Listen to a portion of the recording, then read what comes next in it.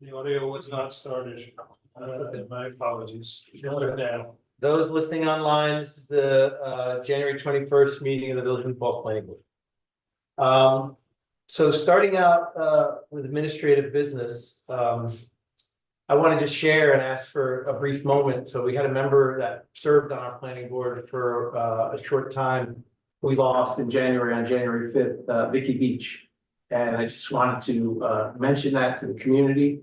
I wanted to thank Vicky for her service on the board and ask if we could just please take a moment to consider Vicky.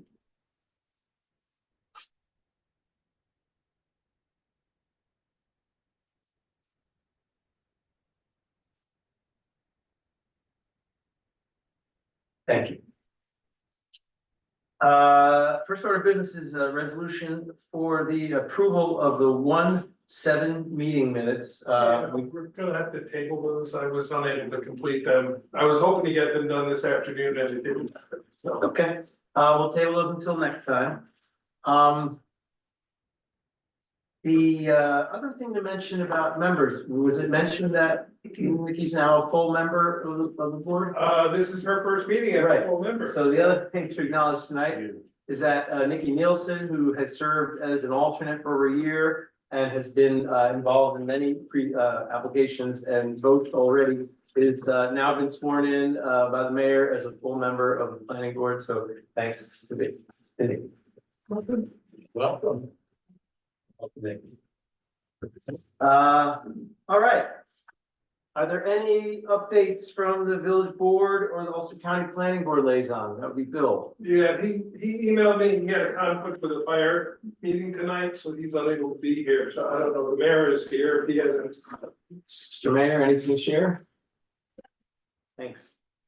And then we still don't have a town planning liaison.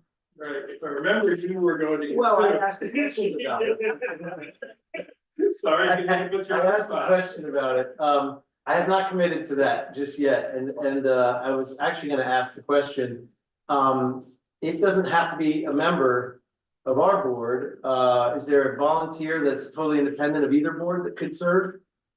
It's an unofficial position, so it's basically just to keep us up to date of information that's their board is working on. Yeah. So I guess the answer is it does not necessarily have to be a member of the board because it's not a voting member of this board. So however this board wants, there's no requirement you have it. I but, understand yeah. that. We understand that too. So let's just keep our ears out. If it doesn't seem to be filled in some couple of weeks, couple of meetings, we'll see if we come up with an alternative approach to it. I can certainly ask their clerk to just give me, a monthly Yeah. recap of where things are. And you could certainly maybe ask their clerk if any of the members would like to serve as liaison and report to us. Okay, You could just be here for the first 10 minutes of the meeting if they would want to stay. Or you could ask the clerk to just send us minutes of the meeting. we could do that too. And I know they can say it's on a website, but maybe if they're tasked with giving them to us every time they have a meeting. It'll build some rapport. Yeah, thanks, Dave. Anything from you, Mike? Not tonight. Okay. And then, I don't believe there are any other board updates. Environmental board didn't have a quorum. We do have a new member, but there wasn't a quorum, but we did meet. We discussed looking into the new wetlands law and, the chair wants to do something with, marking the stormwater drains. So it's gonna. Great. Thanks, Richard. That actually, I apologize, that did sort of spur, both Emily and I were online last Wednesday for a webinar that the DEC was putting on the new wetlands laws. To be a little blunt, it's about as clear as mud and how they're being implemented. They did go into effect as of January 1, but what qualifies as a wetland of, was it significant importance or? There's a bunch of different Yeah, there's categories. different categories. Yeah. The short answer is it used to be New York State, if it was less than 12.4 acres, it was not reviewed in any manner. Now, there are a number of much significantly smaller wetlands that could potentially be reviewed. One of the criteria is urban areas, which is why my ears perked up in terms of the village. And urban is based on population density, so it doesn't have to be like a city. Correct. Yeah. So we did glean of some information. The maps as we know them no longer exist. They're merely suggestions. And so I'm gonna be a little more diligent as applications come in to viewing them against the mapping and there's areas where they may occur, which should trigger a little bit more in-depth review. So I'll be more diligent in checking these applications against the DEC web mapper. And see if they're, primarily where I see it is in the areas from North Chestnut to the Wallkill, from the village line and down to Main Street 299 seem to be the area that seems to have the most potential opportunities for these sites. There's some more around the Woodland Pond area, but beyond that, a lot of the village does not trigger these areas. So I'll be a little more diligent as applications come in, and then I'll keep you informed as to what we need to do next. There, you did mention, sounds like it has implications for the NBR and the new proposal. Does it have implications for applications that have already been approved? Already been approved but not built, I'm not sure, that's a good question. Yeah, Yeah, there's a lot that that is still unrolling as far as the DEC is also gonna have some general permits that reduce some of the wetlands that are, or some of the activities that are covered, so we're still learning about all this, but we'll look into that. they did seem to say though that anything that had achieved a negative declaration already at this point, that these new rules would not apply. So that was one of the benchmarks that they were using as to the dividing line of where it applied and where it didn't. So, the short answer would be if you finish seeker on a project, then probably not. Okay.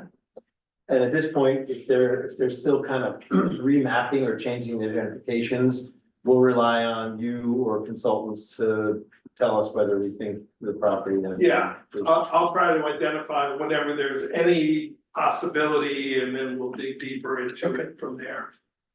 Any questions? Comments? I tried to get on that webinar, but couldn't, but I believe they're doing one again next month. I'm sure there'll be They're doing. several more, yeah, Yeah, the estuary program has one coming. yeah. Great. I'll try to keep an eye out for them and let board members know when there's gonna be new ones. Okay.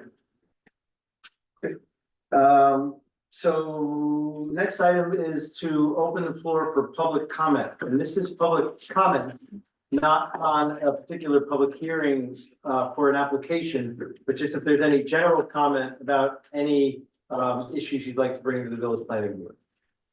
Yeah, I have no one signed up. There's quite a few people online. Let's see if there's anyone.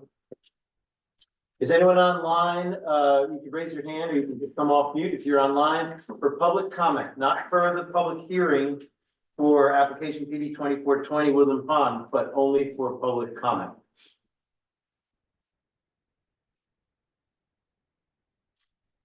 Okay. All right. We're gonna move on to the public hearing tonight. I will, motion to open the public hearing for PB 24-20 Woodland Pond. So moved. Second. All in favor? Aye. Aye. I think the applicant had asked if they could give it. So, it's a little unusual, but we thought it was a good idea. The applicant, that they might have the opportunity to do a brief presentation about the application. And I emphasize brief because I think there's probably, if you're here, you might know something about it already. But they're planning to do a brief presentation of the application, and then we'll invite folks for the public hearing after they're completed sharing the contours of the project. Yeah, and if you're sharing, I'm gonna turn the screen away, which will make us lose that owl for the moment, but because we're not gonna have the camera. Okay, I'll start. My name is Dave Roberts. I'm the Capital Projects Manager at Woodland Pond. Woodland Pond has been part of the New Paltz and Hudson Valley community since its completion in 2009. It is the only continuing care retirement community in the mid-Hudson Valley to offer residents access to a full spectrum of supportive care options at such a high standard. We're proud of the quality of care and broad offering of amenities and services provided to all our residents. Under the leadership of our CEO, Michelle Grimolia, we continue to receive national recognition as a continuing care retirement community and for our employees certification as a great place to work. Roughly 70% of our residents are from Ulster, Dutchess and Orange counties, and almost 90% from within New York State. The average age of our incoming residents over the last 3 years was 80 years of age. In the interim 15 years since we opened, the needs of our Woodland Pond community and market expectations have developed significantly. We have a very informed and engaged senior population, and the changes we are proposing are in response to ongoing consultation with our residents to evaluate what works best and what they'd like to see improve. We're proposing to build the following. Additional dining rooms, providing more opportunities for fast casual dining and outdoor dining while maintaining our formal dining rooms. This in turn requires changes to our primary and auxiliary kitchens in order to serve the enhanced dining program. The Wellness Centre, we are planning for an expanded fitness centre, a new wellness lounge, an enlarged salon, including a massage room and nail salon. A larger exercise room with the capability of an indoor pickleball court is also envisioned. There'll be a new performing arts centre. We're adding a new multi-purpose pack that can seat 200 people with a raised stage and movable seating for theatre and musical productions, audio visual presentations and events. This is for use by residents and their guests only, but is centrally located to be accessible to all members of the Woodland Pond community. Also included in our plans is a new art and crafts room with dedicated kiln room and ceramics area featuring skylights for enhanced daylighting in the space. In the health centre, improvements include the addition of more centralised communal living and dining areas, the addition of kitchens that are residential in nature, improved daylighting in common areas and access to outdoor gardens and elevated terraces. 4-season sunrooms are also part of the plan. These improvements are in all areas of the health centre, in assisted living, skilled nursing and memory care, and include newly designed landscaping associated with each area. Our outpatient inpatient therapy centre will be expanded and upgraded to improve the quality of therapy in those areas. There are also improvements and additions to the administration offices to accommodate staff and supporting amenities such as conference rooms. The proposal does not add any residential units and will only require a nominal increase in the number of staff. All the proposed additions are attached to the existing building and do not encroach upon the natural vegetation buffer that surrounds the campus and is a visual filter to adjacent uses. The additions do not infringe upon the existing conservation easement.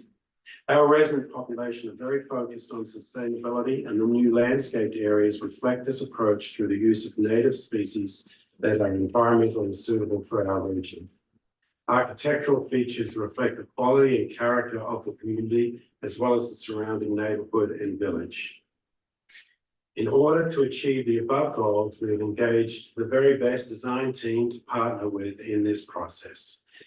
Ken Casamento and his team at LRC are playing a major role, And we've also employed leading architects and interior architects in this sector to guide us through the process. The result is a considered and, we think, appropriate response to the changing needs of our community, which we would expect will support us in maintaining our position at the forefront of senior care in the future, and in turn be able to provide this service to our greater community. Thank you. Thank you. So Andy Cudmento from LRC, sort of to the next slide. So what you see here is an aerial photo of the existing campus. As you can see in the next slide, there are 10 additions throughout the campus, with one change in basically the parking along what would be the top right corner of the page. That would change a two-way section of drive to a one-way section to improve traffic within the community itself. The additions have been meticulously designed to fit within the area that's already developed on the campus. As David pointed out, I'll just get into some of the specifics, but the programmatic discussion David went through on each of those units. We have, with all of the additions, we have about 10 to 12 employees overall adding, with existing of 398 spaces. With the change in the back and some loss in parking up front, where we have the pack reconfiguring some of the parking there, we still meet or slightly exceed that number at around 404 spaces. So we're perfectly adequately parked for the facility as it is today. So what you see here is the location of the existing wellness along with the visual of the building. Proposed wellness center will come off to the one side there, and it is approximately about 2,700 square foot of a single story addition designed to fit and match the landscape that is there.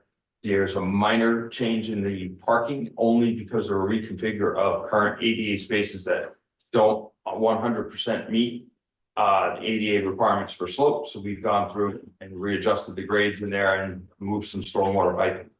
Part of the whole collective of all of these additions was worked through with underground rainwater collection systems, proposed bioretention areas, and stormwater planters throughout the facility. The second addition is the admissions addition. Here again, shown where the location existing, and then the proposed addition is again a single story addition that is 2,800 square feet and kind of is nestled into the landscape here. The only utility change for the entire project is in this location. It's just a relocation of an existing grease trap because it falls within the footprint of the new addition. The second would be the pack, as David described, which is off the front entry to Woodland Pond as it is now. There's a set of handicap parking spaces that you'll see along the right side of the parking here.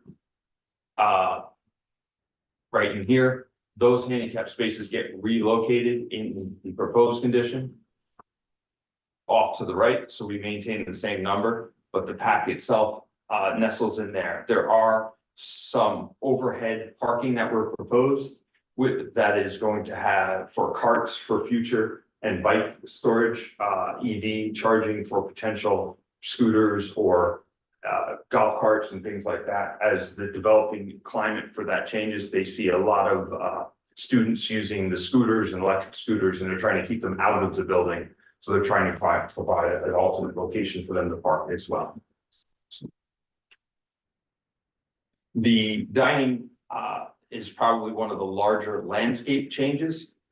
Here, there are two additions that come off the back side of the building, as you see in this picture here, and a reshape of the exterior to provide some community space for the residents. One of the things through the focus groups was finding areas for residents to kind of have their own little pocket to be able to speak, talk, engage in small groups, panel discussions and things that they do on the campus, but yet still feel part of the whole. So it's not completely isolated around. So the landscape was designed for that. It also features a rain garden in the middle and some underground cisterns that will be used for recycling stormwater for irrigation purposes. The health center addition, this is the physical therapy and occupational therapy. It's only 1,100 square foot addition, but it is off that one side here. That addition does have a second story that provides some exterior space for part of the healthcare facilities. It's limited in size because there's specific requirements on how much outdoor space is allowed for the residents in that area. But it is designed for that purpose, for that home. And as we flip over to the last slide, these additions here, basically skilled nursing, memory care, assisted social area, as well as the living unit on the H there. As David said, we're not adding any units to any of the facility, but there's a major rework of the internal components. So one of the internal units is getting reworked, so then we have to find a home for that unit. Two of those are 2-story units that marry with the existing facilities that are there. But the major change here is the access drive along the rear. That is currently 2 ways. We're changing it to 1 way to prevent any of the trucks or traffic that leave and go through the facility and then out towards Danston. This way they'll use the way that was originally intended back out towards South Pod and head out that way there, North Pod, excuse me, and head out that way.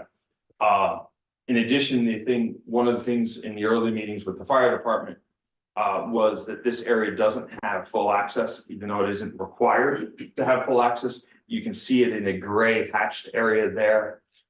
We've worked basically a grass paver system. So they're underground concrete pavers that are being placed in the ground.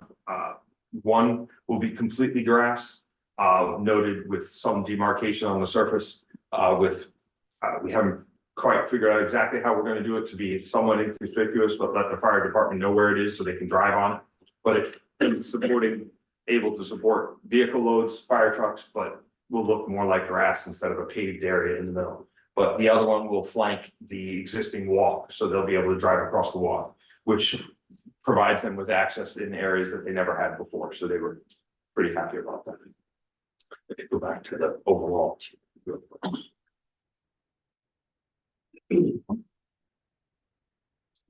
Sorry, takes a second because it's been about.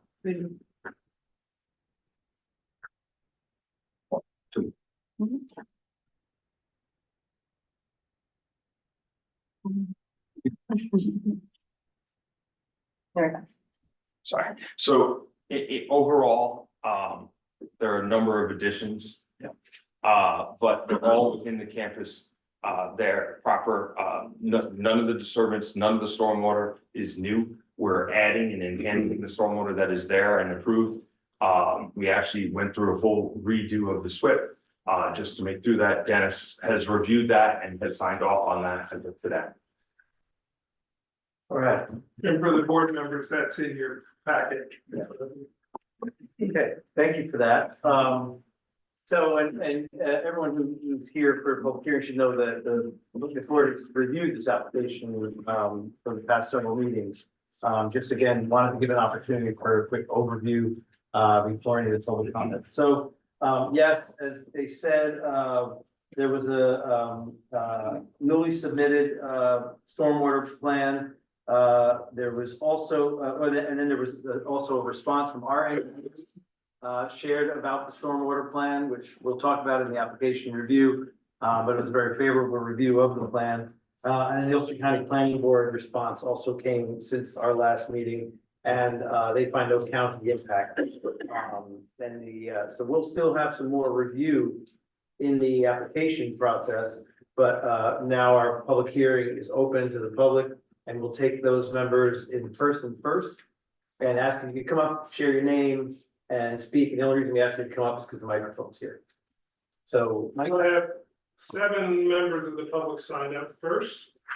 So the first speaker who has signed up, Marianne Casamento. And anyone who's online, we'll get to you after the people in person. Hi, I'm Mary Casabito. I just want to say I am so much in favor of the whole thing, but actually the physical therapy part of it for outpatient, I have been with them. I had 4 knee surgeries, so I have been with them for over 1.5 years with them. And they care about you, they're knowledgeable, and they really do a one-on-one, which most places don't do. And I just want to say, I really think they could use a bigger space to get more equipment for helping us even more. And that's what I just wanted to tell you what we Thanks. think. Thank you. Okay, the next speaker signed up is Robert, is it the Giacomo? That's correct. Good evening. My name is Bob Giacomo. I've been in this town since 1971. I agree with everything Marianne has said. Plus the fact that the people there are really good with seniors. And we have a lot of them in this town, right? We need that, right? The other places are not as good, right, with seniors. I've been to all of them. I tried them all. I'm at Woodland. I go there now. I have back issues. I've had all kinds of surgery and they help me out a lot. I can walk on account of that. But we need that facility to be increased and it would be very helpful to the town. Because we had told all of our friends to go there and they do. And they like it, right? So that's about all I got to say. Thank you. Thank you. The next speaker is Tom Gilder. Yes.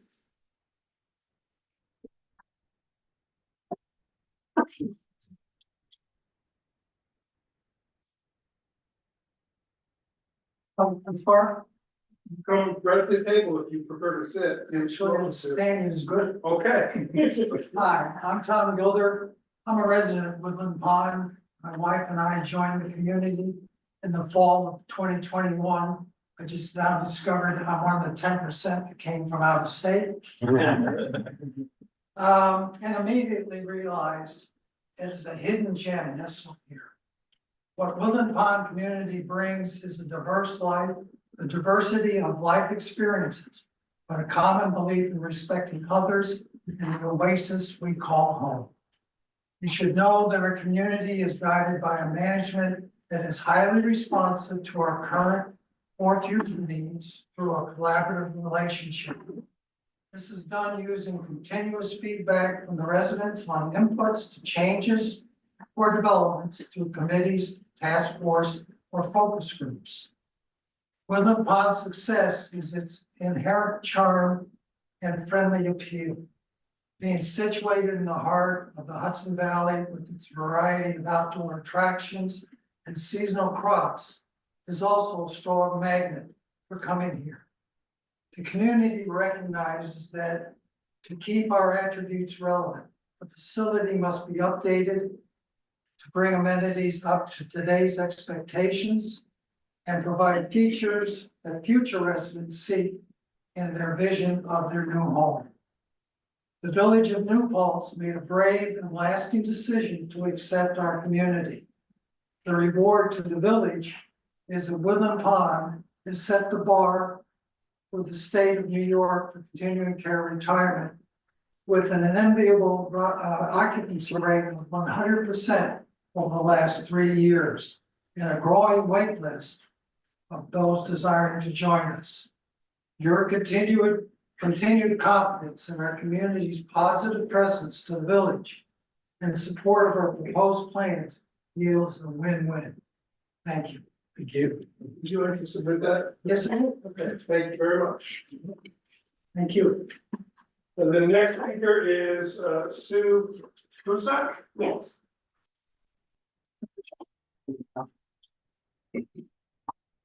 Can I go over there, maybe? Please feel free to sit if you'd like, ready to take. Oh, that's good, okay, thank you, sir, thank you for having me tonight. I'm a resident of Woodland Pond, my name is Sue Cusack. And I'm a resident 1 year next week, exactly January 25. I love it. I was co-founder, president, and CEO of Villa Veritas in Cohasset, New York, a 90-bed inpatient addiction treatment center, and I lived there 40 years. Being responsible for the upkeep and the entire operation there makes me more appreciative than ever of Woodland Pond staff, beautifully kept ground, and all our amenities. So I'm here tonight to support the continued improvements the Woodland Pond management team proposes. I want to share how much I love living there in the comforting, sharing, family atmosphere they offer. Woodland Pond leadership has created a magical place where we seniors, all with an amazing lifetime behind us, move in and suddenly find new support, friendships, and hope. We are inspired daily with the spirit of 80, 90, and 100-year-olds who are constantly encouraging us to try something new. I'm 83, so I'm feeling very young since I moved here. A lot of hope, so I'm hoping for the future to come on. And they're constantly the management is constantly encouraging us to try something new as management involves us all in their new and exciting plans. We are included in all the planning and design, and recently one of our residents who had been there expressed a desire to keep the decor in line with our treasured Hudson Valley culture and were applauded for their input. Thank you for listening and allowing us to be a part of your amazing New Paltz community. And I really appreciate being here tonight. Thank you. Thank you. And the next speaker is on David Smith. I'll see. So thank you. And I have watched some of these meetings on TV, so you think you're familiar to me, but I'm sure the reverse isn't so. So my name is Dave Smith. I'm about a 7-year resident, which means I've been there about half the time that the place has been open. My wife and I and our 2 dogs. And what we've seen in that time is that the place is filled up. And that is now full, as others have said.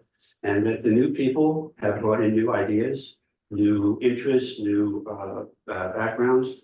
And that we now need a little more space to be able to do the things that the newer people are bringing in. Unlike my friend Tom, I am a local person. My wife and I are both from Orange County the whole time. We both went to school there in New Paltz a long time ago. So we know the area, we're from the area. As I said, place is 15 years old. And so when management wants to do a stepping up the place, they also sought input from residents through focus groups and other ways for how do we want to remodel, how do we want to repurpose, how can we reuse or better use the community spaces, and our voices were heard. The management and the board engaged us in focus groups and in information sessions and surveys. And I should name it what the focus groups are, so you can see what the breadth of the project is. We have sustainability, as Dave mentioned. We have dining and hospitality, artistic concepts, interior design, and health and wellness. So the whole breadth of our experience is being considered. As Sue alluded to and Tom alluded to, we are residents of New Paltz. We like to think we contribute to the community. We, as a facility, provide several hundred jobs for local residents, but as residents, we participate in the culture and and support the businesses in town and the village as well. Thank you for your time. Thank you. Good morning. Thank you. And the next speaker is Lou Ostrowski.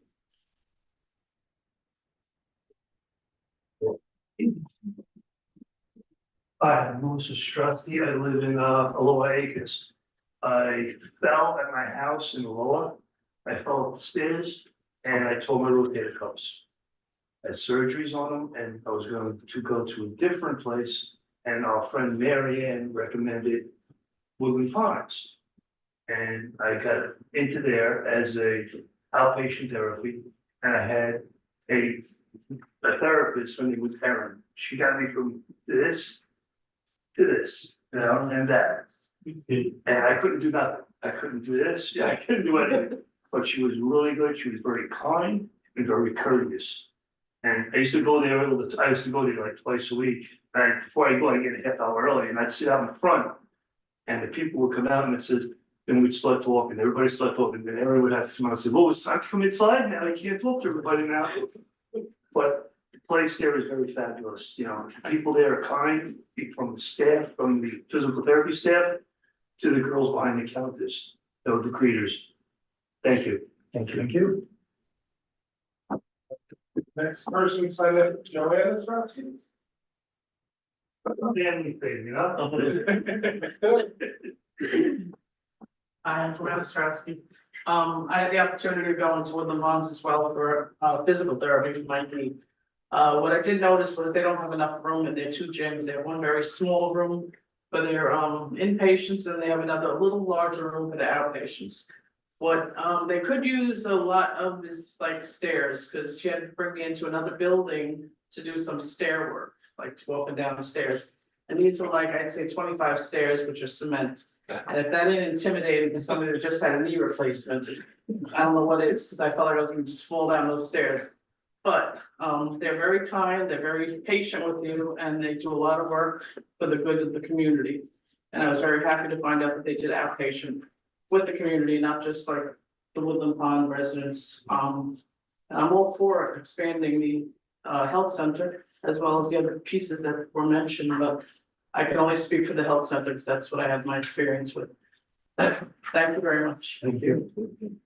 Okay, that's the last speaker signed up. I don't know if you want to check if anyone else here wants to speak before we go on. Sure. Is anyone here who hadn't signed up who'd like to speak for the public hearing?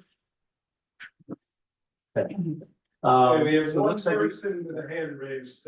Joanna? You would like to unmute, go ahead and speak, please? Oh, yeah, hi, everybody, thank you. I'm actually Ethan Schlesser, husband of Joanna. Can you all hear me? Yes. Thank you, everyone. So we are residents at 3 Ermine Lane, which is the one house that is on Ermine Lane, which is right off North Putt. And we were just wondering if we could just get some clarity. I'm not totally familiar if, you know, a question or clarity is able to be provided, but that is what I'm asking and transparency with regards to the plan for construction vehicles coming in and out of Woodland Pond, and if there was any thought or intention of making use of Ermine Lane, or if this was all going through George Danskin Way through DuBois with the already paved roads. I bring this up because as residents on the property there, with children that play outside, with pets, and with a lifestyle that we have, vehicles that need to get in and out, when you were doing your presentation and looking upon the application, there was mention of some use of North Putt for vehicles, but it wasn't clear to us if Ermine Lane was a part of that or not, in terms of how you were moving your vehicles in and out with regards to our family and children and people that might be affected. Okay, thanks for the question. What we'll do is we'll continue with the public hearing, and then we're going to review the Woodland Pond application as soon as we close the public hearing, and we can make sure that the applicant answers your question during the application review. Okay. So it'll be just, if you'd like to stay online, we'll be 5 minutes from heading into your question. Okay, thank you very much. You're welcome. Okay, we have one more person signed up, Bill?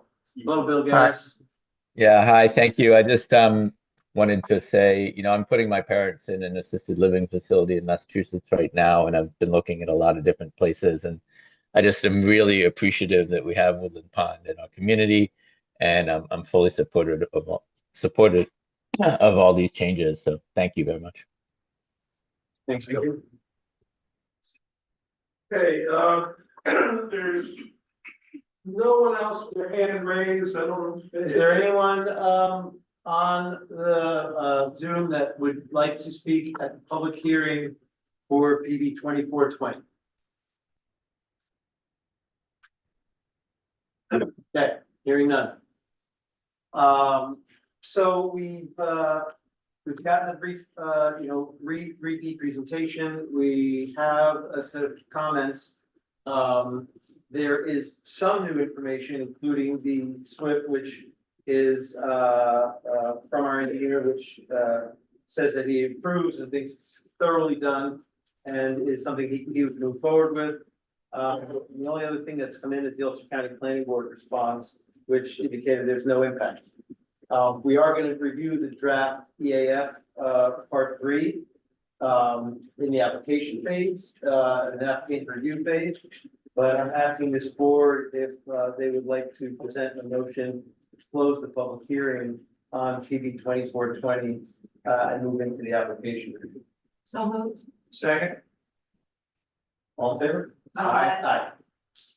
Okay, public hearing is closed. Thanks, everybody, for your time and comments. So moving on to, the application review for PB 2420.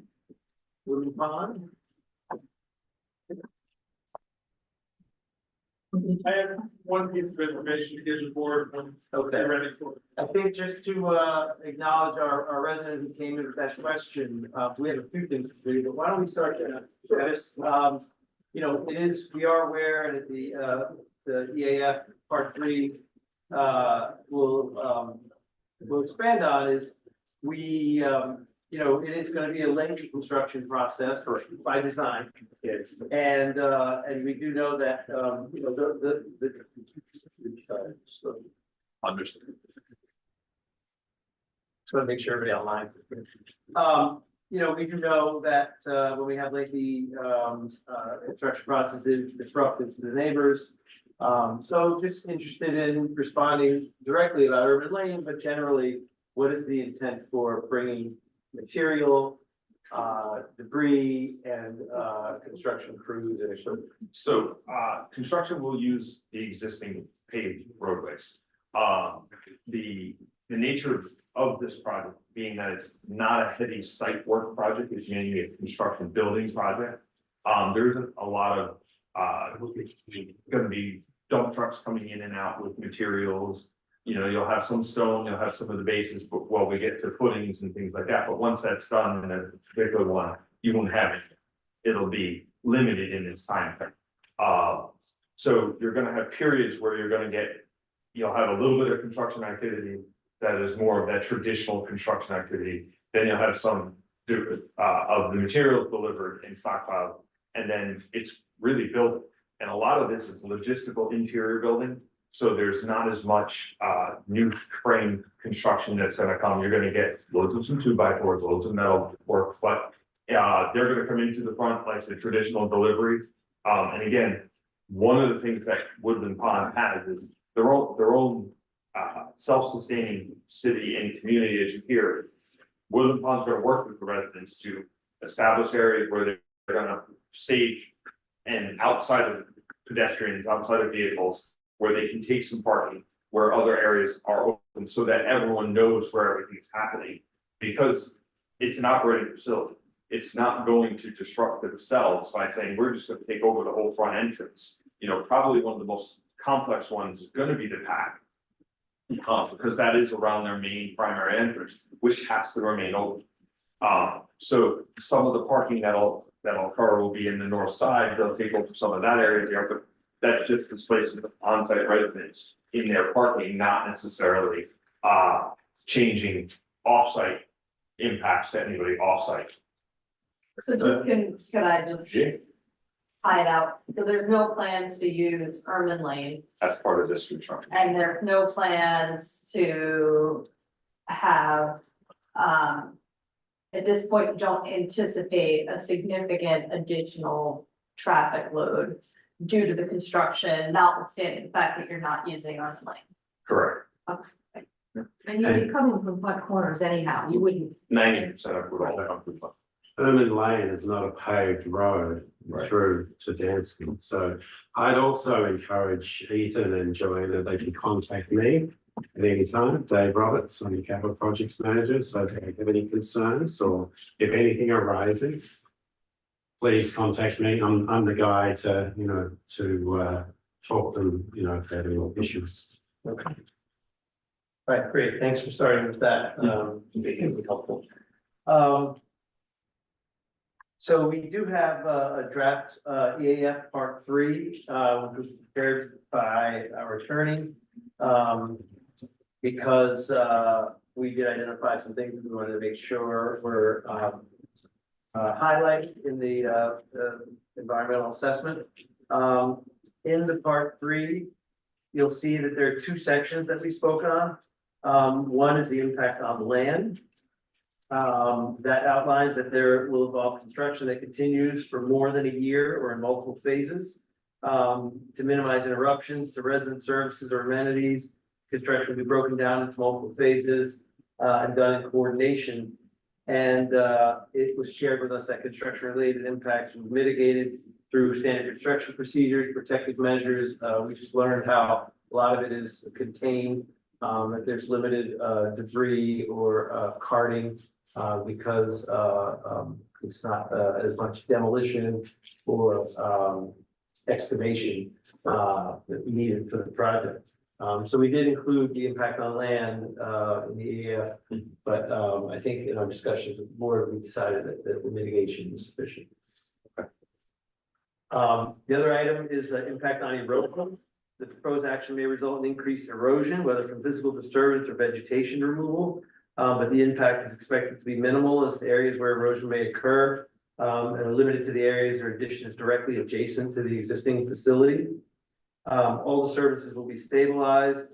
There's proposals for silt fences, drainage swales, stone construction entrances, erosion control blankets, seeding, mulching, and other controls. And some of those are things that we discussed that came up from the original.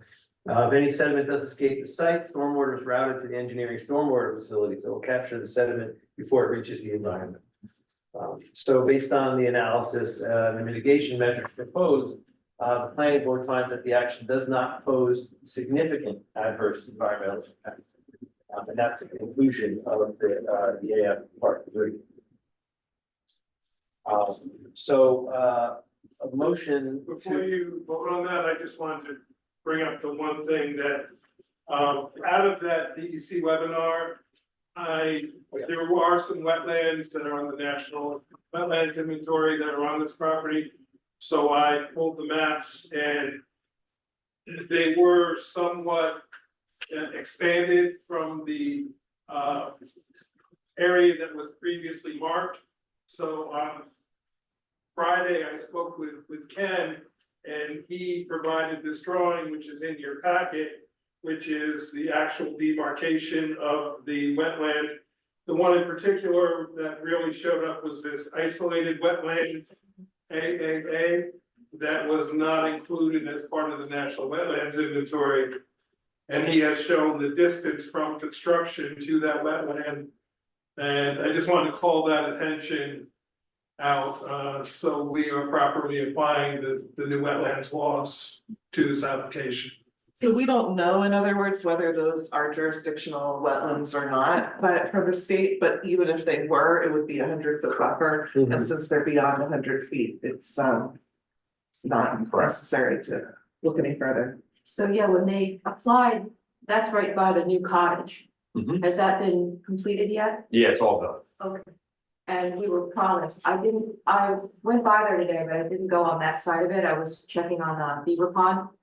And we were promised that there wasn't going to be any lawn up to the edge of the wetland, because it's so close to the newly built cottage.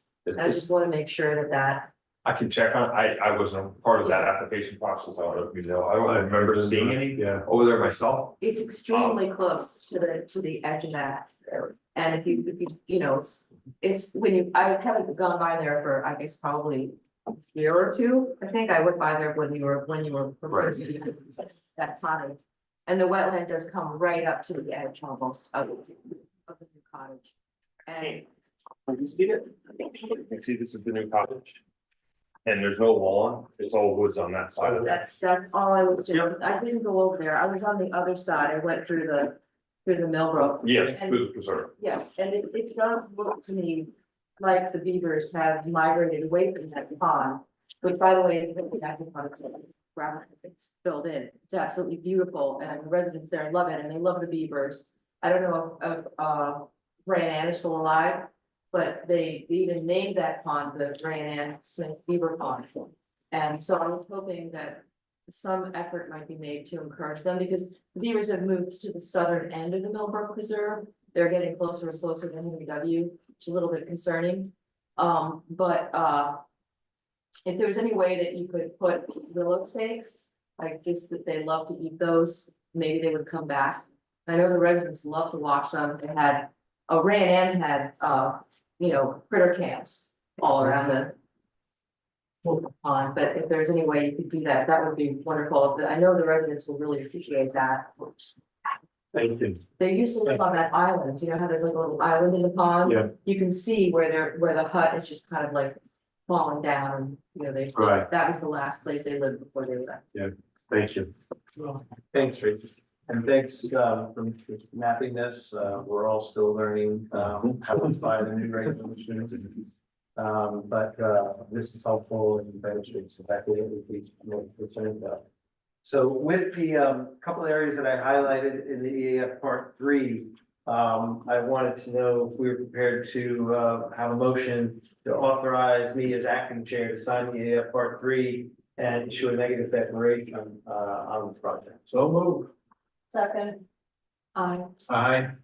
Yeah, I need to do a roll call vote on. Roll call, Right. please, Mike. It's Rachel, Aye. Nikki, Aye. Terry, Aye. and I almost said Zach, I'm sorry, Rich. Aye. Okay, thank you very much. And, check cross out and sign, Zach's name is on. Oh, sorry about that, that's my. Oh, You could just actually write in the word acting planning board chair and just cross out Zach and write in your name, yeah. And then you can sign.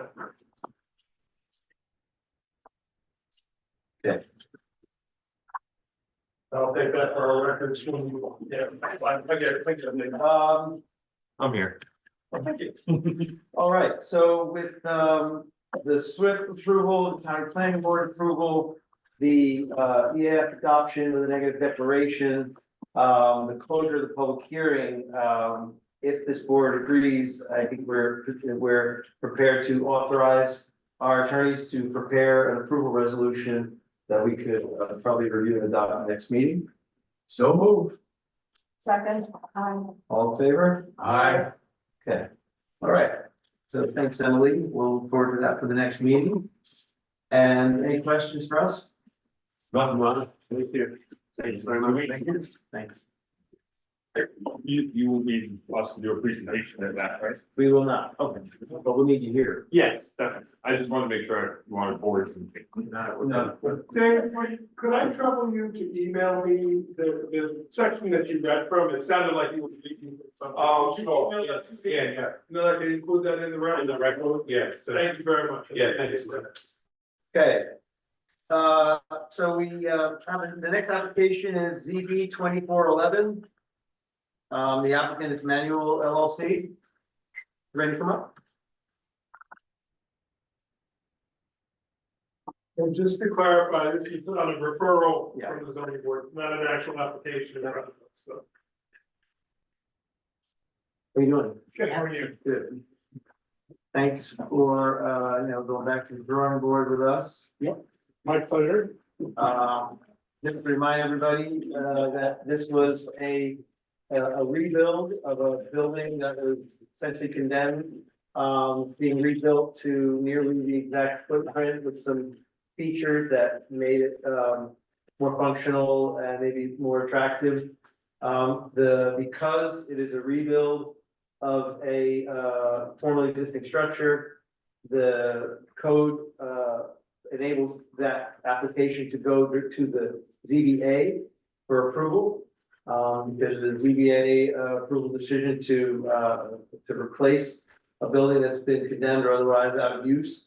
And the ZBA then asked us for our perspective and opinion on whether to move forward with the approval of this project, even though it's not technically our project to approve.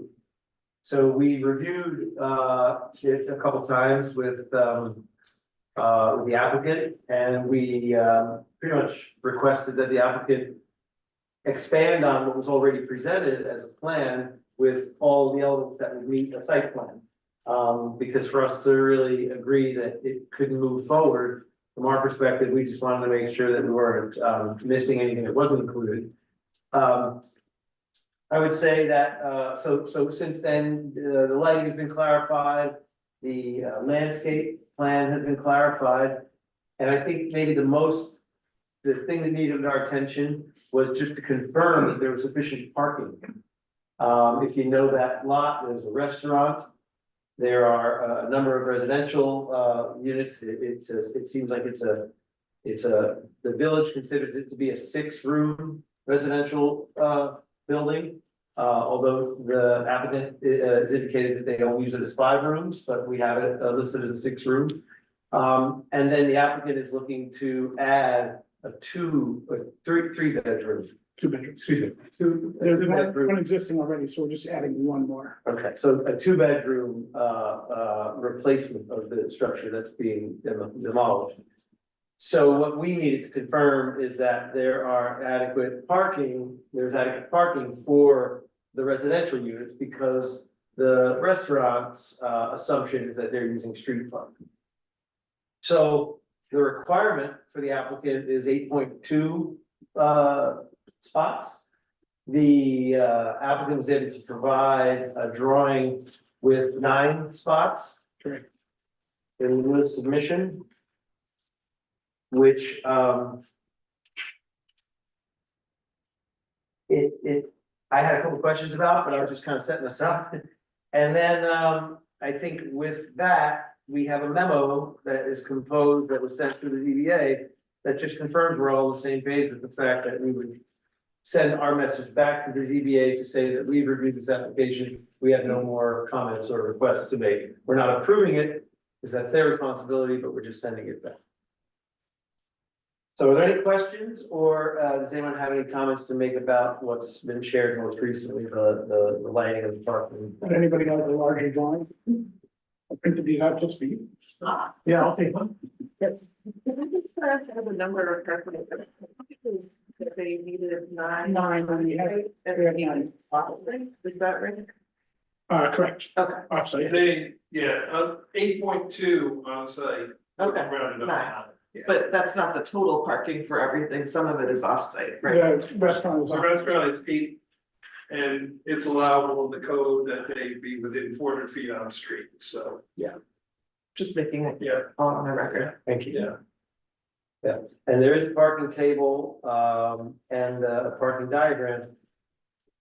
The one question I had is the dotted line that goes across behind the parking, like if you were backing out of the spot, Yeah. that dotted line, what does that indicate? That is the property owner.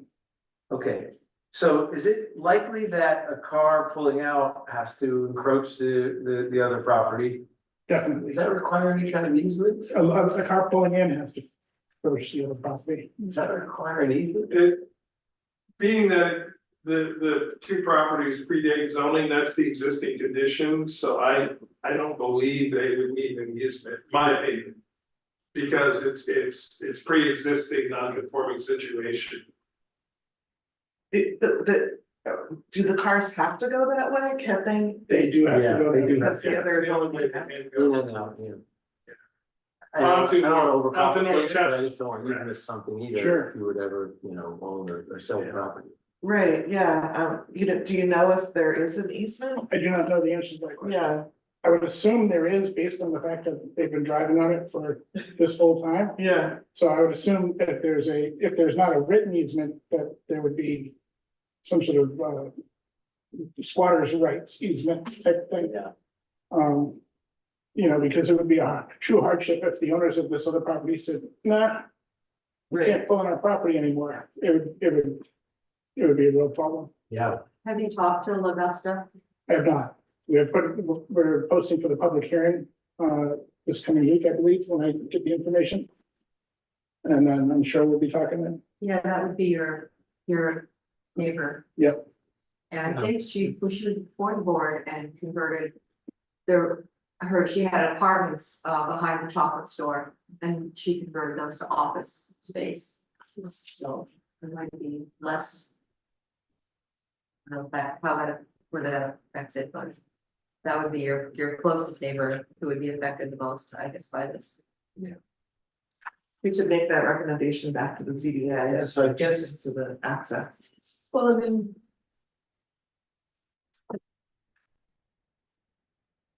I'm reluctant to weigh in more than we already have, given the weird posture of this and the fact that there is actually gonna be a public hearing.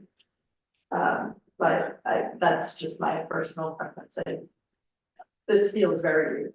Yeah, I think this process is just what we've been asked to do, but the consideration I have is, you know, the implication would be that if this other owner ever decided they didn't want to allow you to use their property any longer, then you'd no longer be in compliance, because you wouldn't be able to access the parking that's required in place. So You wouldn't be able to access the building either. you wouldn't be able to. You wouldn't be able to access So- the driveway. You know, it's not within our responsibility to require you to produce an easement with the property owner. But it's almost just like my drawing attention, maybe having it on the record, because it could be something that could make the site no longer compliant if this current circumstance changed. Sure. Well, I mean, likewise, the other property owner is kind of stuck with that as well, right? Like they can't really use it. Yeah. It's Right. mutually beneficial to come up with a legal. It's super easy. Yeah. to Make an agreement and throw it into your records. Sure. That makes sense. I mean, because nobody can pull into this space That's what I'm saying. from, yeah. Yeah, so that's just maybe just a suggestion, and we can just tell the ZBA, the only last thing we noted was that this circumstance exists and we didn't know if it was documented and agreed. And they can decide whether it's a condition of moving it forward, or they can just say it's good for now, we'll go. Like it's pre-existing. you know, Sure. But just as an owner, you might be interested. Yeah, Okay. You should talk to her anyway. yeah, sure. I'm sure we're going to. Any other questions about this application? Nope. Do you have any questions for us? We should just do a motion if that's what you want, and fill a letter back to the ZBA. So, Sorry, can I just clarify which parcel? Because I thought that is Lagoos's property the corner or this one? She's behind, I don't. Yeah, It is different. She's a different, this it is is the the one with that Union Center. and- Yeah. That, it's Pegasus is, and the Augustus is behind the building. I went and looked at it this weekend. Yeah, but I mean, if you and that property owner wanted to do a. I'm sure I'll be talking to Augusta because there's a tree that's on the property that I would have to address. Yeah. Again, I don't know that it's their property, it might be, the sheets north property. No, I think, yeah, that's true. I do believe it's Augusta's property, the tree. But, we'll go over all that. Okay, so what we are saying is that we've reviewed the material that's been provided, that we think that it meets the requirements of the site plan and has adequate parking, taking into consideration the operating restaurant and the two buildings of residential occupancy.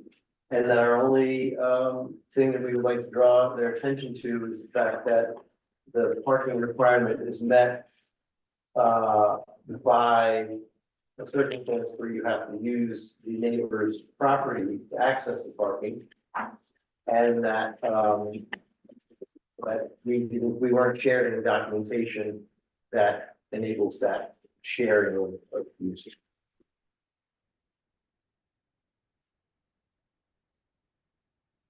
And a motion to send that memo back to the ZBA, please. So move. Second. All in favor? Aye. I missed 2 seconds, I'm sorry, was it Mickey or Rachel? Rachel. Thank you. I have no questions. Great. Thank you very much. Thank you. So,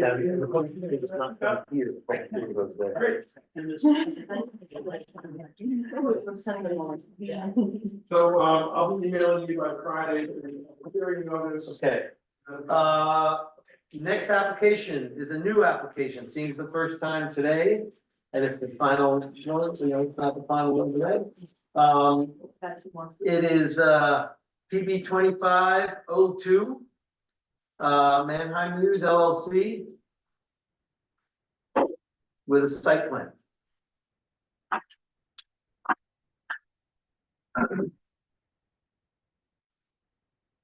Hi, how's everybody doing? How you doing? Good. How's your project going? It's going really well. We actually, say ahead of schedule, but I think we're a little ahead of schedule. Had a bunch of, backbone hardware show up. It's usually 2 years out. It just showed up 8 months early. So Oh, wow. we're all very excited about electrical equipment. Are you accepting applications for that? Not yet. There'll be, we have a approved marketing plan that should be approved in June. And then, that, as soon as it's approved at the state level, it'll make a stop here at town. So it should be released. Great.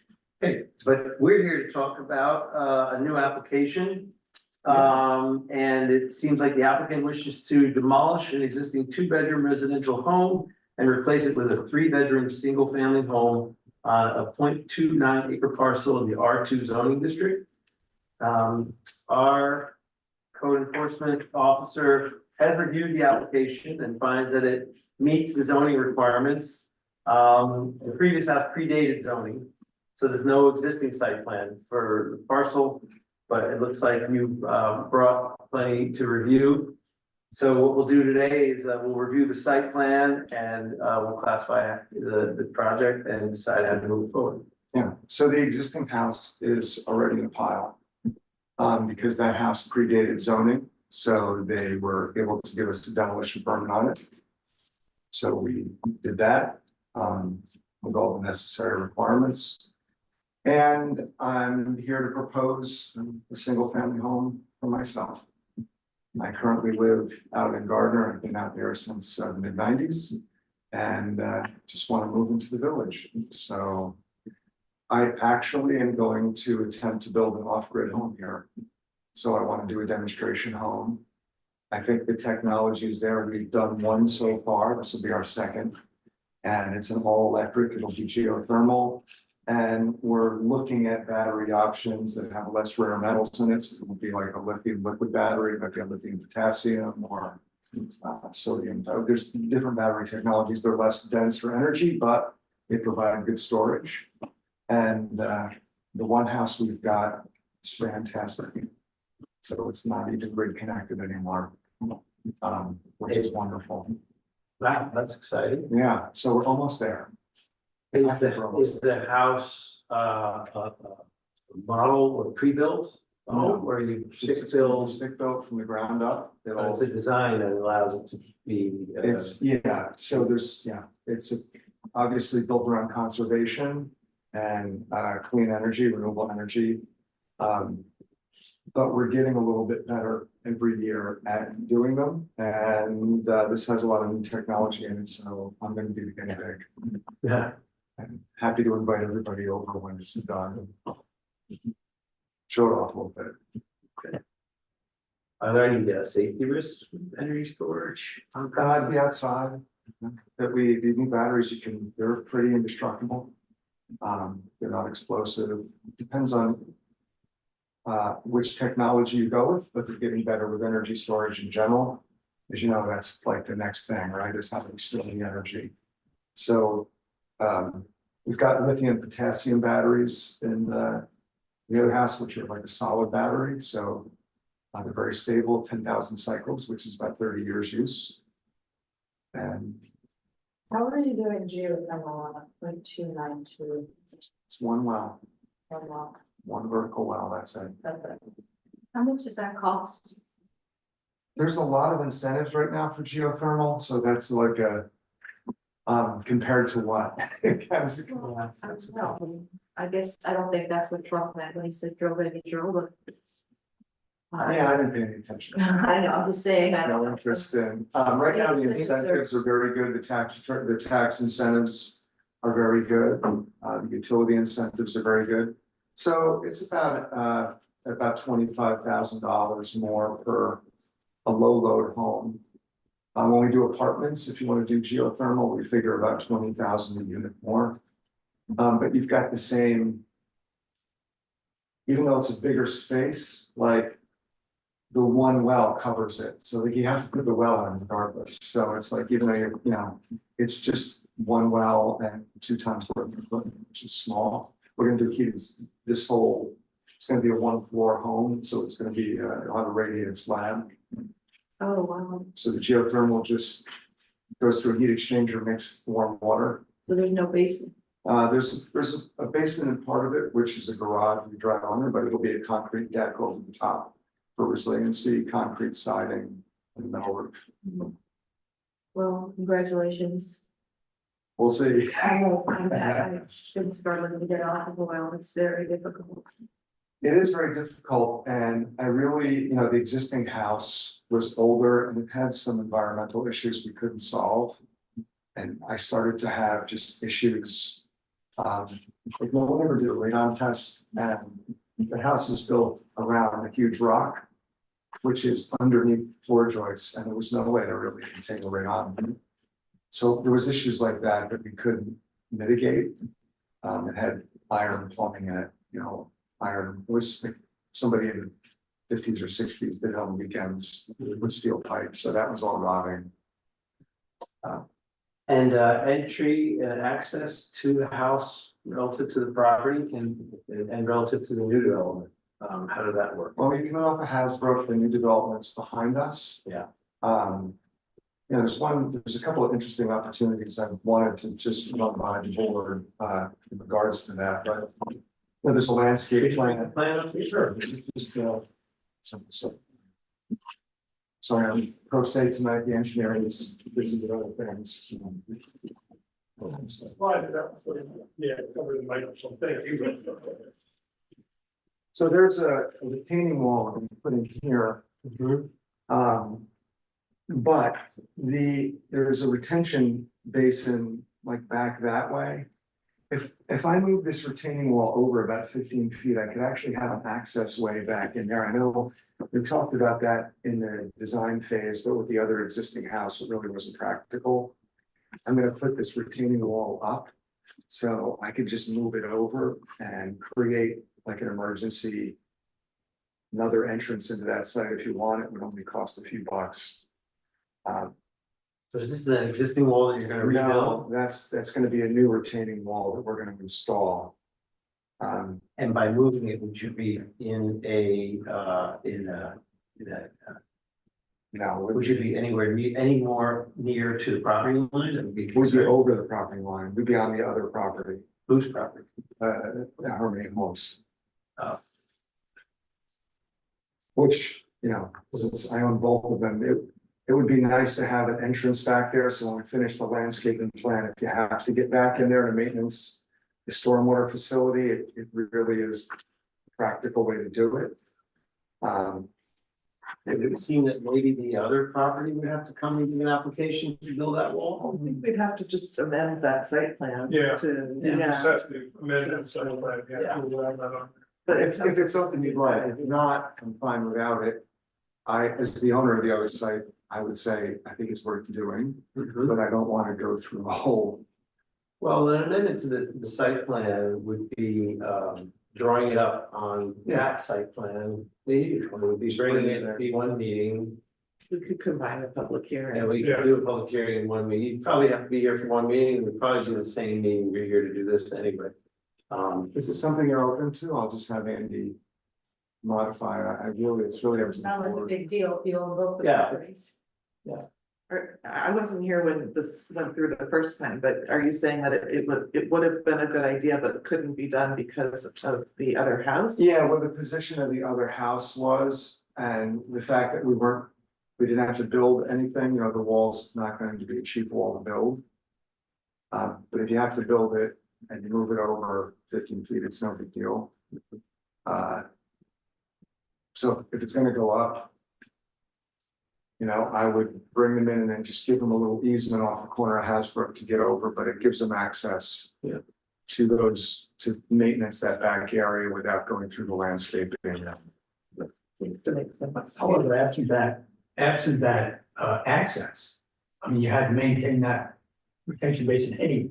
Yeah. I mean, and whether it's just cutting the grass, you're not gonna have to go in there and dig it out. It'll work. You do have to go in and clean them out about every 5 to 10 years, like you have to go in and. Well, clean out, but you might want to describe that to the board, what that means. Well, if trees grow, you have to go in there and pull the trees out of the basin and rework the soils. Okay, And it's usually not, it gets lost in the sauce. And then 15 years later, the zoning officer will go out there and go, what happened here? Like, it's not the focus of anybody on any of our developments, and then we usually have to go back in and clean them out properly. Sometimes we have to reinstall soils or sand with a filtration system. So it's always just common sense. It's just good practice to have. There's an easy way to get to it, where a truck can come and go, we just do it. So it was as we were laying it out, we kind of had the discussion this week, and I said, I don't know, I'll talk to the board and see, take their temperature if they're open to the idea.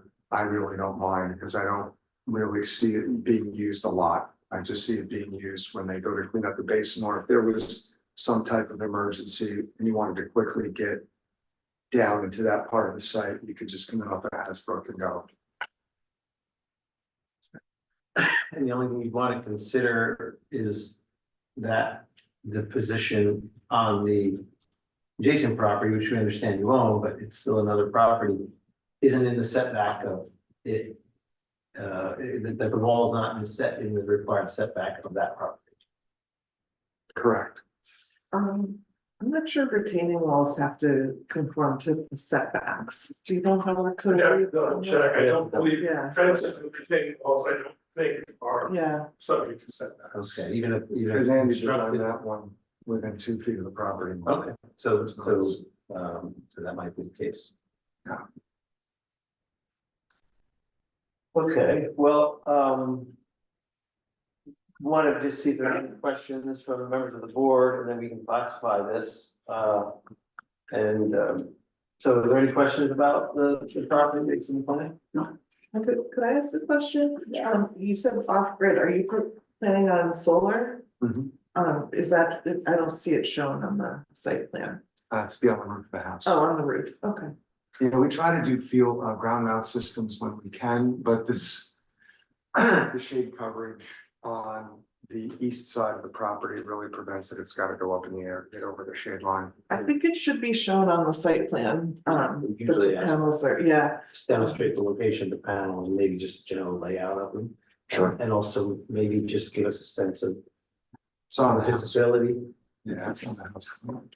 There's like an elevation that shows the visibility. yeah, just for visual impact.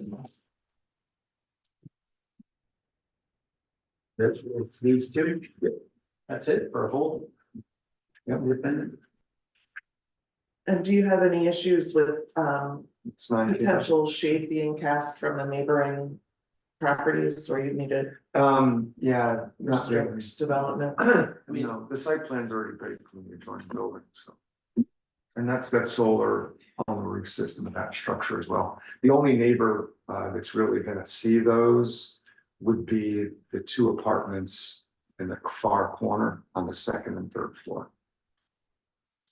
Then behind this is just, it's the buffer between us and the Ridge Apartments. Isn't that partly a restored wetland or attempted to be restored wetland? That's down, so that's Further to down. the east, it's to the east side, yeah. Yeah, I did also pull the wetlands from the DC For this. mapper for this, and it is pretty distant from this Yeah. property. Thank you. I did just look up the fences and walls, so there's no setback requirement. However, what would be the height of the retaining wall? About 6 feet. Okay, it can be 6 feet behind the front line of the structure, so is it in front of the structure or?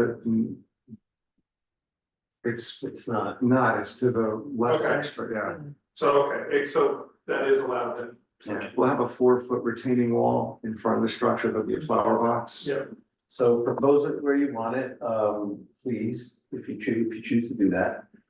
Submit it as an amendment to the other site plan. We can not expedite it, but we'll just do it, if it's too easy to not expedite, so we will.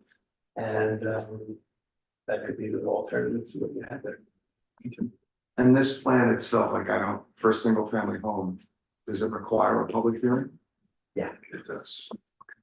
yeah, which we can schedule today. Oh, great. The only thing that pops into mind though, if you're gonna get new drawings for the other project and you're gonna, if you wanna schedule the public hearing simultaneously, which will save him some money with advertising, you're gonna wanna wait until the 18th of February because he's gotta submit the application. You can't set the public hearing for the other until you have an application. So we would have to get the application. You would view the amendment next meeting and then hold both public hearings simultaneously the following meeting. All right. Okay, so, there are no other questions. We'll first, classify this as a seeker type 2 action. And declare ourselves as lead agency. May I have a motion? So moved. Second. All in favor? Aye. Okay. There is no county review required for this, so that saves another cycle. And then, the last thing we can do is schedule a public hearing. If you believe you're gonna go forward with the amendment to the other application, our recommendation is that you get that together, submit it. Our next planning board meeting, which will be on the third or fourth, we'll see the amendment to the other site plan. And then we'll refer that for a public hearing during the following meeting on the 18th. So what we would be doing here is approving a motion to schedule this public hearing on the 18th, sync the other one up with it, and then you have both for the same day. Great. Okay, so can I have a motion to schedule the public hearing for February 18th? So. Second. Aye. The motion, it will call Rachel, second, Terry, and then all in favor, aye? Aye. Great. So I think that's all we would need. I only have the question, it's a silly question, but is there any code requirement that a home be connected to power? It'll have now. No, it's just not gonna have utility power. Right, but I'm just making sure there's no code requirement, right? You can build a house off the grid. There is not, you can, And if there's any existing electrical, is that mapped out just in case All for safety reasons? I don't have to deal with Central Hudson. Connected to water and sewer then? Connected to water and sewer. You gotta pay the water and sewer. Just checking. Yeah. Okay, so make sure we didn't miss anything on that. Okay, good. This will be a story to tell in Hudson Valley one. Just because I owe Rachel this, the flooring out of the old building is Yes. gonna be the ceilings of this house. Oh, good. That's cool. Fits in. No, there was wood, just wood flooring, we wanted to reuse it, I was trying to repurpose it somewhere, so It's better wood anyhow. I'm gonna use it as like a slat ceiling, and this will be really cool, yeah. Great. Okay. Okay, thanks very much.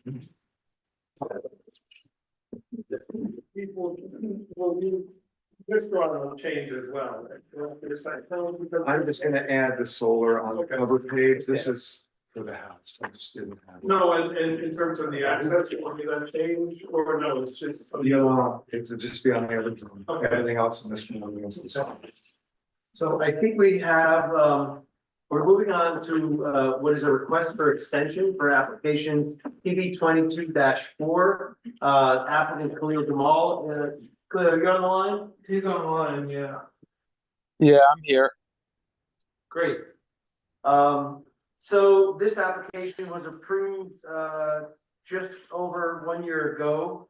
But the request for extension came to us, on the 15th of Actually, we received it on the 16th and the approval was on the 17th of 2024. Okay, So so one the day- application, the request for an extension was received within 1 year of the approval of this application.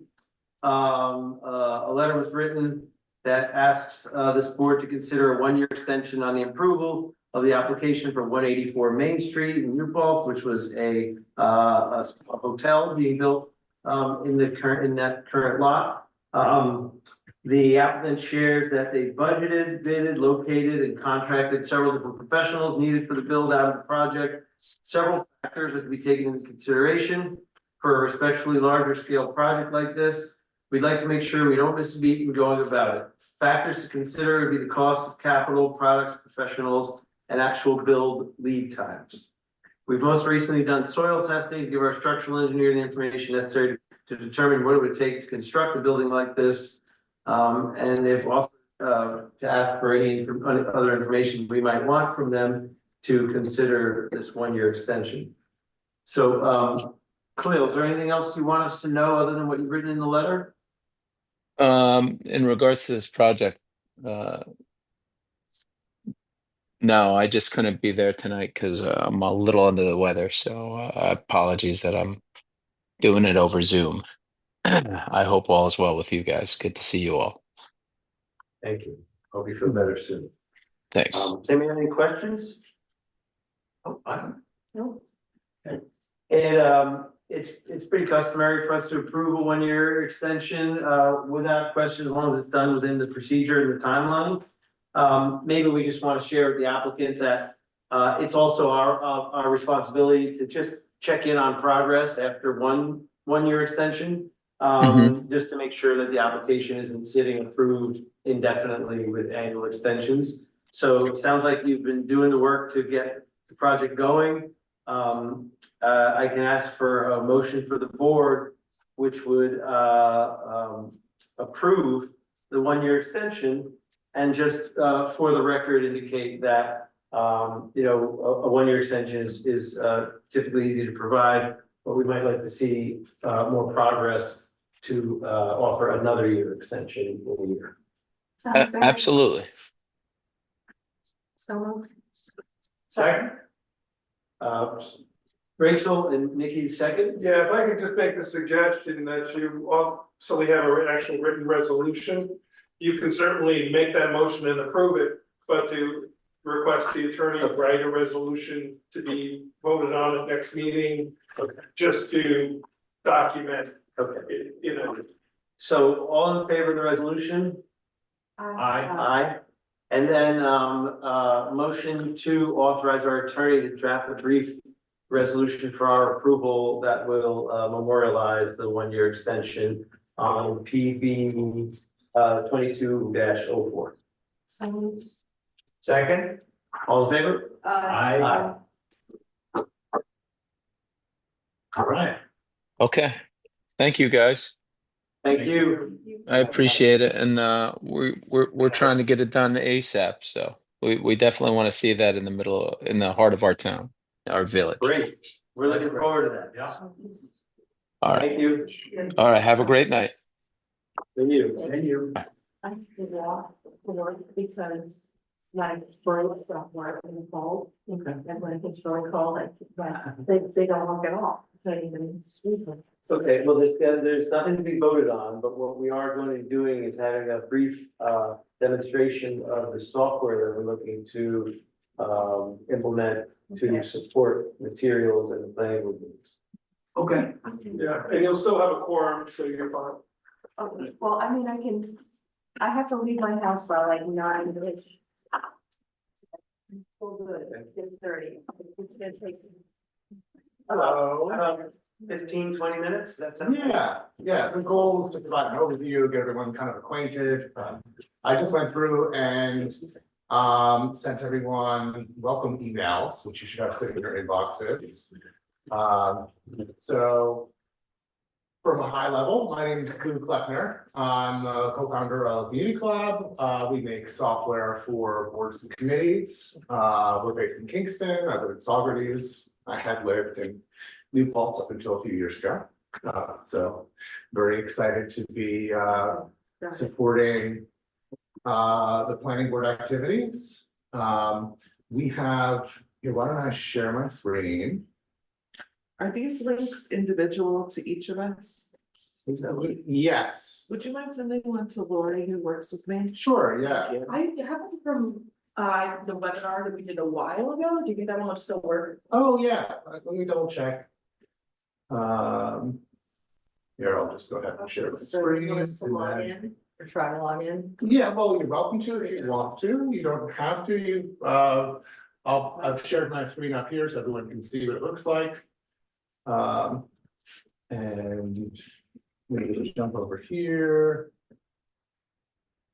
Lori, I don't see you listed under staff here. Yeah, when we started this, we didn't have Lori included. Do you wanna email me? Sure, yeah. Yeah, I'm Lou@munichlab.com. Okay.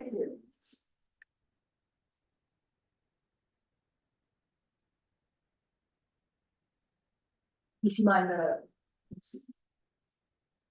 it's.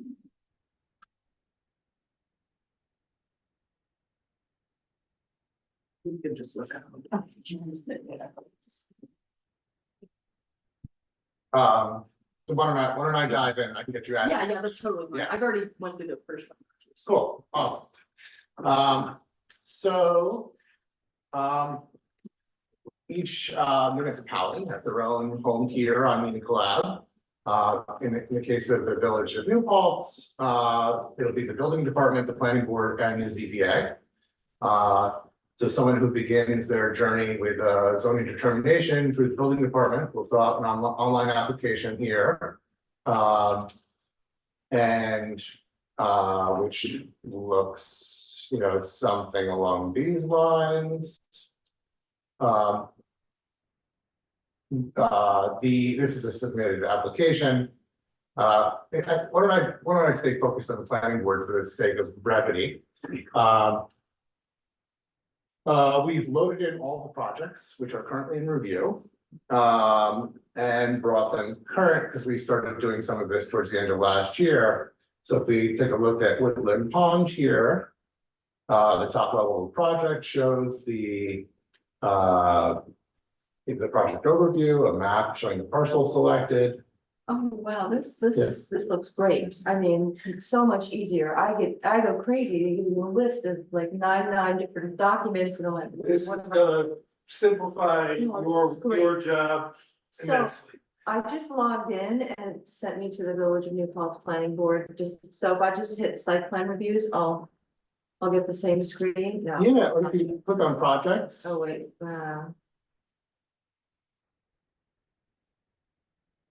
Click on projects and then select a project from the list. oh, project, oh, at the top, I got it. Yep. It's like an over you got the bar across the top. Okay, cool. All right, so.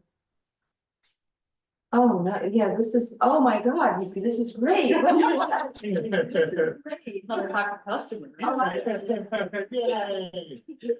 Look at that, they're all numbered and on a map. Yeah. Cool. So those are projects which are currently in review. Mhm.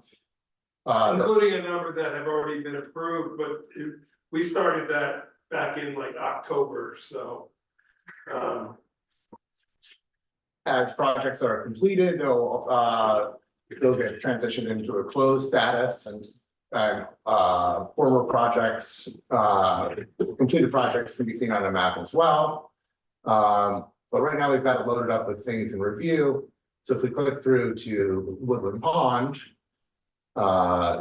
each project's applications are split up into different sections. So high level information and applicant information.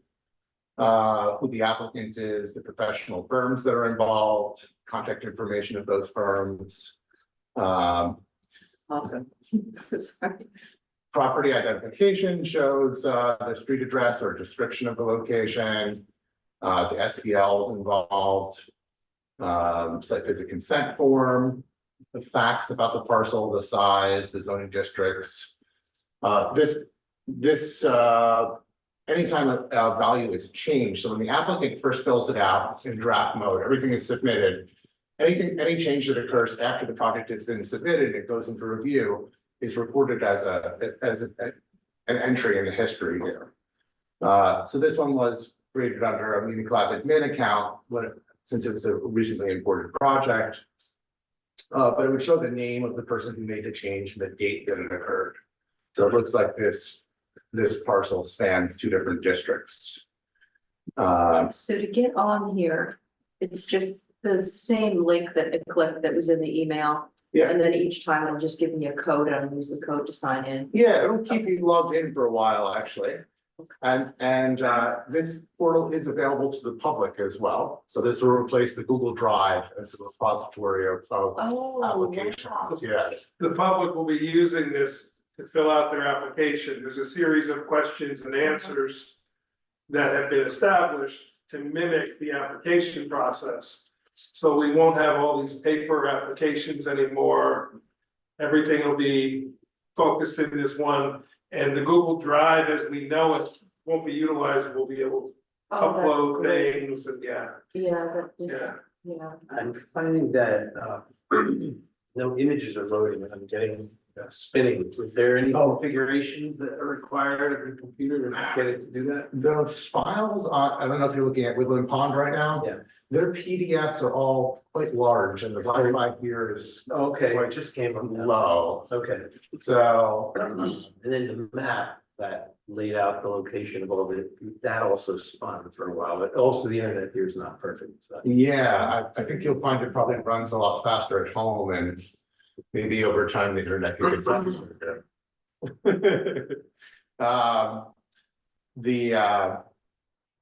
But yeah, there's an integrated PDF viewer here. And for things like site plan designs, there's versioning as well. So the first version that an applicant submits, let's say it's a conceptual site plan, when they progress to more highly engineered designs, those files can be versioned. Other functionality here is the issuance of requests. So if we go into this application for I shouldn't use Woodland Pond because this is a real life project. We're going to jump over to a demo project. We have something called Broadway Lofts here. And you're welcome to experiment with making changes on this project if you'd like. It's not a publicly visible project, which you can see indicated from the project list. It's got a little eye with a slash icon, which indicates that only educated users with board level permissions can see it.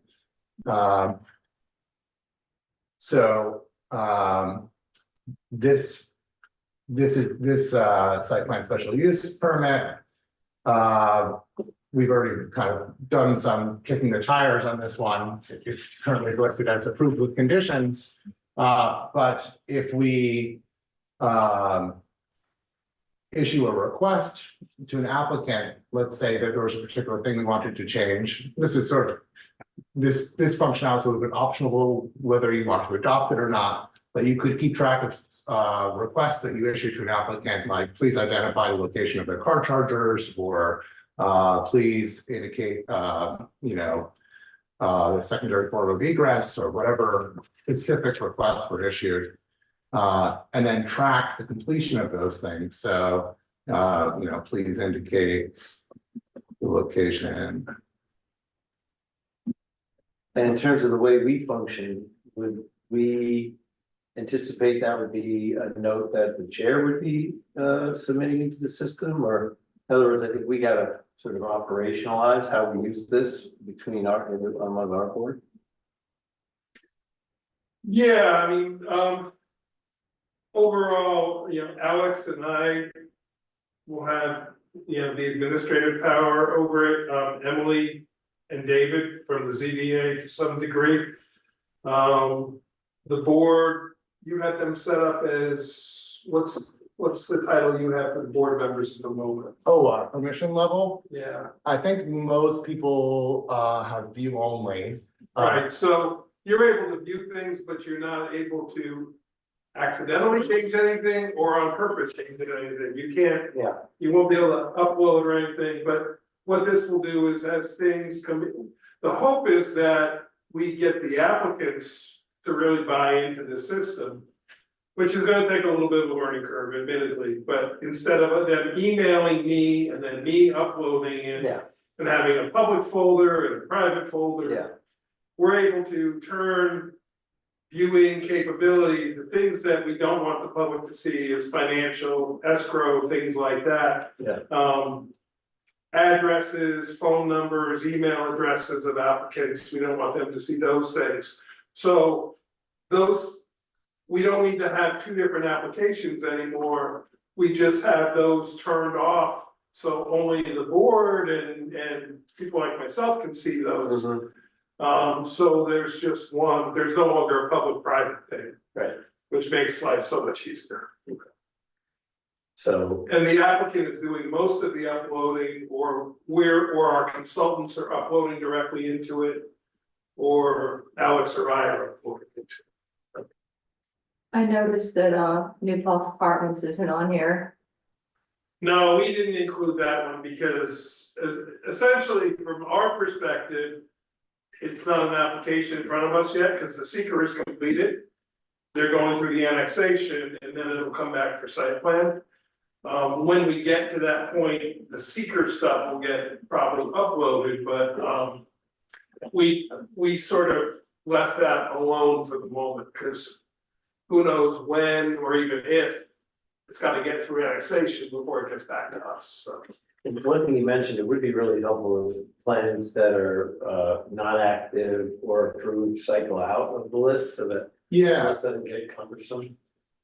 totally. So the life cycle of an application, I think there are some in here which actually are closed and should be moved There's a out. number of them actually that have been closed, but. Yeah. You know, when we started this, they were all open at that moment. The ones that are still ongoing, we've updated, Woodland Pond is updated. Up through today's information, so the information that came in today. And I should have, but I didn't take the time to put it into this. Okay. It's in the Google Drive. But I will tomorrow put that in to this program, so then. The ongoing ones, and we will you know, that new application, did they create the new ones, do you know? I believe it's current. So the one you just reviewed, Yeah, that's in there. the Yeah, 25-02? yeah. Yeah, so. It's up to date for the applications that are still ongoing, anything that's been approved. If you clicked on them, we didn't update all those files yet. And you and I and Abe can talk whether we should or shouldn't bother with those, so, Sounds good. yeah. Okay. Any questions? And the one thing, I don't know if Lou said this and I may have missed it, so anytime a change is made in an application. You'll get notified in an email that a change has happened. Can you turn off those notifications? You can throttle them. So on each individual project, you've got a user setting that you're in control of. Yeah. If you click on my account and then account details. Yeah. You'll see notification settings at the bottom there.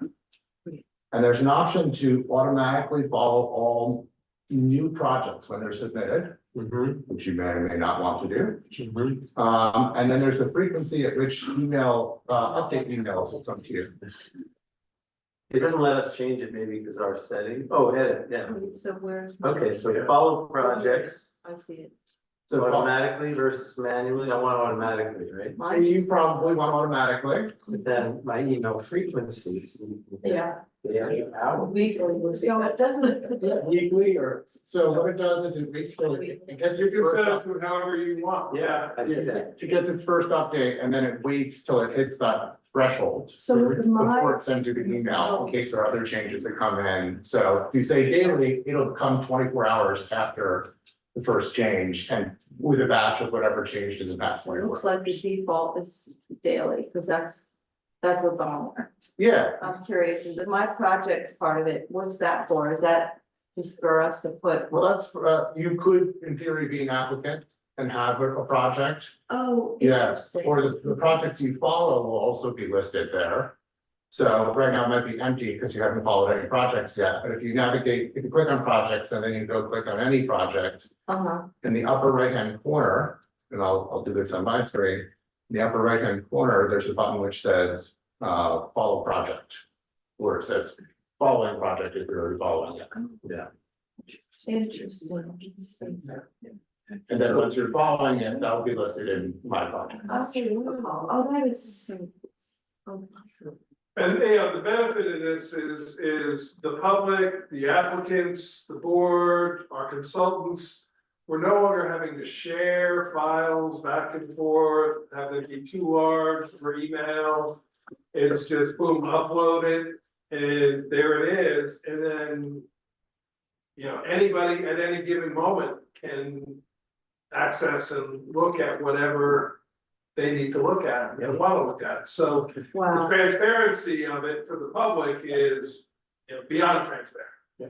There's no more mistake of, oh, did it get in the public folder? And I freely admit, I am not a Google Drive person, and it's been a learning curve for me to remember to put it in both every time. Yeah. it just fills your whole drive up and you run out of Yeah. space. Yeah. It's- You know, this is. You don't have to download anything to your computer anymore, you Right. can just do it all. No, this is, Yeah. this is very good. So, when does it go live? We're gonna talk about that in another meeting. We don't. Well, Isn't it, the goal is to try to go with this, to go live sometime next week. In terms of what I will start doing is new applications, I will direct the applicant to start using this process. Ongoing applications will be a little bit of a learning curve. You know, as things come in, I will probably be the one putting it into this. But my goal is for anything that we have open, that we sort of transition to this. I will still sort of double back it up by using the Google Drive a little to some degree. I'm not gonna make everybody go, you know, cold turkey right to this. Yeah. But try to, if you've got some free time between now and the next meeting, take a look at it, play around with it, take a look at the stuff we've loaded up there, look at the process. And you can also go to the building department. Can they see the building department side there? Yeah, they can. So the building department side is where the original, what we're calling the zoning determination, which is the letter that Alex presents to the board saying, I've reviewed this application. where is that? Is it in each of individual project or is it in another heading? It's in under the building department, so the program itself, there's a building department section, there's a planning board section. And there's a zoning board of appeals section, which will be going online. After we wanna get the planning board up and running smoothly first, then we're gonna shift to the ZBA. But the zoning determination has already been done and tested extensively. It's a whole series of questions and answers to get as much information about the project from the applicant, to get us as best a decision, you know, determination that we can make. And all that's customized to the local code. Yes, there's a form builder in a very simple sense, within here where you can, lay out all the questions and have conditional logic about if you answer one question, you should ask other follow-up questions. Yeah. That include municipal code and, And it's the whole been process a lot easier for everyone. very well thought out in terms of like, a number of them have the answers in a list to pick from, where you're limited only to those answers. Others, the applicant can, you know, there's a none of the above, where the applicant can insert their own. But it's to, the goal is to get Alex and myself as much information as we can before we send it off to the planning board and get you guys, so. Will the meeting agenda just be able to have links to the projects in here versus? Yeah. Yes. I think that would be a logical next Yeah. step. Yeah, and that's kind of the next steps for Lou and Abe and I to figure out the logistics of how to make all that work. Yeah. But yes, that's the goal, is that And the agendas should be, will be able to be in, in the program. They're in here now, yeah. So, Oh, they're currently linking to the Google Drive, Right. yeah, We'll have to bring that. in. Who's gonna have to teach me how to do all that, but, we'll learn. I'm gonna ask for a motion to adjourn, second, all in favor? Aye. Thank you very much. Awesome, thank you. Thanks, Lou, great, thanks, Mike, for figuring it out.